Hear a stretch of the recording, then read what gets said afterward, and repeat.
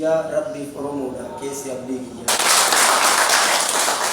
warri duuba taa'ee olola odeessuu hayyuu fi jibbee akka namni deessu maqaa oromootiin warri waa fakkeessu burqaa hannaa ta'ee kijiba barreessu kanullee nu gubee jiru nutti hadheessu gufuu oromoodhaa rabbi haa balleessu gufuu oromoodhaa rabbi haa balleessu. Oromoo Suudii yaa hawaasa makkaa hayyoota simannee hin dalagne yakkaa simannaan hayyoota hamaa hamilee qabaa hayyuu fi cimsuun badii maalii qabaa kabajaa hayyoota utubuudha saba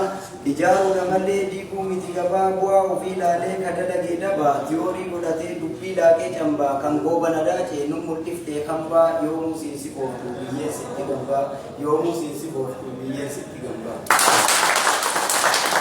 waliitum saadamii sirri wal duumeessaa aanurraa dhaabbatu gochisu ganeessaan namni diinaaf bulee maallaqa bilcheessaa oromoo fakkaatee oromoo fakkeessaa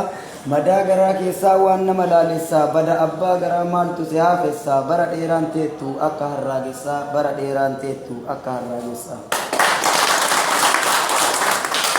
jaalala cimsuudha furmaanni falichi utubaa oromoo tokkummaa riqichi gocha gaafasanii garaan keenya iyyee kan oromoo ganeesse haa nyaattu biyyeen nuti yoo qabamnees homaa miti xiqqaa garuu fedhiin jaraa kamaal ajjeesuudha yoo taatellee hiikkaan nu haleeluu taate isa dhabnaan bikkaa nu haleeluu taate isa dhabnaan bikkaa. gochi gaafasanii jijjiirate bifaa yaanni nuti qabnu gabaabaa fi ifaa warri nu buqqisee nutti baase cifaa oromoo fakkaatee warri bilisifaan fakkaatee bultullee sitti baate xurreen maallaqa hawaasaan hin jijjiirtu surree.